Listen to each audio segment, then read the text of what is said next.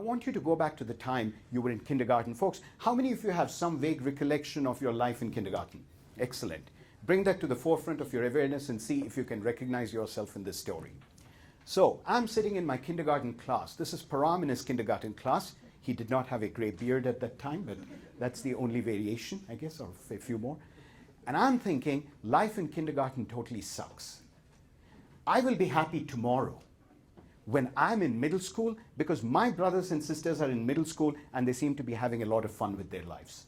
Now, I get promoted to middle school, and now I'm sitting in middle school and I say middle school sucks because my brothers and sisters are in high school and they seem really happy. I'm going to be happy when I'm in high school. And now you have been finally promoted to high school. How many of you remember that when you were in high school, you probably hated your parents more than at any other time in your life? So then you say, high school sucks. I can't put up with these old fogies anymore. I'm looking forward to the day I go to college or I leave home and take up a job. I just want to be on my own and I'll be happy when I'm out of this house. How many of you remember having actually given yourself those words of consolation, right? So then, let's say you go to college. You're in college. First few days as freshmen is pretty exciting. You're making new friends and everything. But pretty soon you'll have some dude like me in your life. You have to put up with me for 4.5 hours today. My students have to deal with me for 4.5 months. Okay? And then all these written assignments. And how many of you who went to college actually remember having reached a point in your life when you said, college totally sucks and I'll be happy tomorrow when I get the hell out of here? So notice, postponing happiness. Tomorrow when I leave college, I'll be happy. In the meanwhile, you fall into robotic somnambulism, hitting the snooze button, brushing your teeth, taking a dump, going to work every day in and day out. And the routine is so stultifying. You look around and say, I think something's missing in my life, and that's love. I need to bring love into the picture, and depending upon which generation you belong to, you either sign up for Match.com or Tinder. Or both. You swipe right and you swipe left and you swipe right and left, and pretty soon you're out on dates. Folks, how many of you have experienced the ecstasy of love? You know that experience. And how many of you have come full circle to know the agony of love too? So you go through the whole cycle. And then so you start dating, you're happy, and then you fall into a very disappointed state. Why? Because there are certain basic things about love that we are never taught. One of the basic things about love, it is said, is that love and judgment never coexist. You can either love somebody or you can judge them. You can't do both. But since we don't know the basics, how many of you have been in a relationship where you tried to judge and improve the partner that you were with in the hope that they would become a better person? How many of you were the target of a major organizational improvement project from your partner who thought they would get you to become a better person? Neither of those work, right? Both of them are fated to failure. So you say, love sucks too.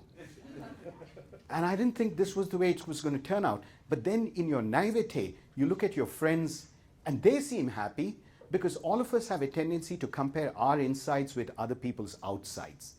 Nobody goes around looking totally depressed. They look happy for the camera, like I am right now. But inside, you know how you're feeling, so you're thinking, wow, what went wrong? And then you see that the crucial differentiator is that they have kids. So you say, I will be happy when? Everybody say tomorrow in unison. When will you be happy? Tomorrow when you have kids. So you say, once I have kids, I'm going to be happy. So you have kids, and perhaps you have 1, 2, 3 of them. And kids give you tremendous joy. You know, I know the levels of happiness and ecstasy that children can ignite in you. You know, they're bundles of divinity, and you're totally engaged with them, and you're having a blast. But these bundles of joy expand both horizontally and vertically. And soon they have to be driven to 3 different places: piano practice, math lessons, and soccer practice. By the time you get that done, you fall into a routine where you get up in the morning, get the 3 kids ready for school, drop them off, get to work, get all your work done or semi-done, and then it's time, and you don't want to be late at the aftercare. So you drive straight to aftercare, pick up your 3 kids, you take them home, make sure that they get some rest and recreation, whatever it is that they do in the evening, and then they have to have their bath, they have to have their dinner, and worst of all, they have to get all that homework done. And parents are more stressed about their kids getting their homework done than the kids are themselves. So once you do that, then you wearily make it to your bag, get your laptop out, you put the children to bed, and now you're back getting to all the stuff that you weren't able to get through that day. So you go through this routine and then say, life has become so hard, I'm going to be happy when? When my children leave for college or they leave home, and then I have time for myself to get to all the hobbies that I never got to all those years. So you're waiting in celebration of that tomorrow. Your children leave for school, or college, all 3 of them. But guess who did not leave for college? They're your husband or wife. They're still there. And as Osho says, when your children are around, you can actually avoid all the problems in the relationship because you're so busy from morning to day. You probably have forgotten how to communicate, understand, and relate, but your kids keep you busy. Now, all of a sudden, when they leave, there's a vacuum, an existential and emotional vacuum. You have to relearn the dance of communicating with your partner. And part of the dance involves being able to embrace the other as a mystery. But most of us don't embrace somebody that we have lived with for 30 years as a mystery. So what happens then is you say, this sucks too. I'm just going to forget about it. Work didn't work out. Romance didn't really bring the satisfactions that I thought it would. But I'm still hopeful that I will be happy when? Tomorrow. And what is that tomorrow? I will just bust my ass off. I'll buy a house by the river and I'll go fly fishing every day. And I'll be happy when I retire. Folks, how many of you have actually met people who've told you they'll be happy when they retire?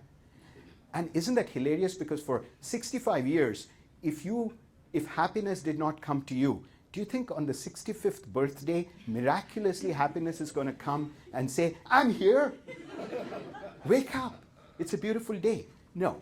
So these are well-rehearsed strategies by which we maintain our constant unhappinesses. So then you say, well, let me try fly fishing. Now, folks, I grew up in India. I don't know what fly fishing looks like, but I imagine it resembles an emotion like this, right? Fishing for something. So I'm fly fishing, and on the very first day I get up after 5 hours of fly fishing.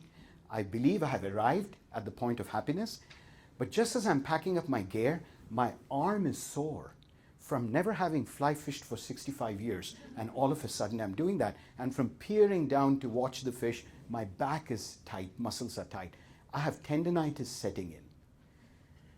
I look at kids, neighbors' kids from the kindergarten playing in the playground, and I say, life used to be so awesome, and I missed it all.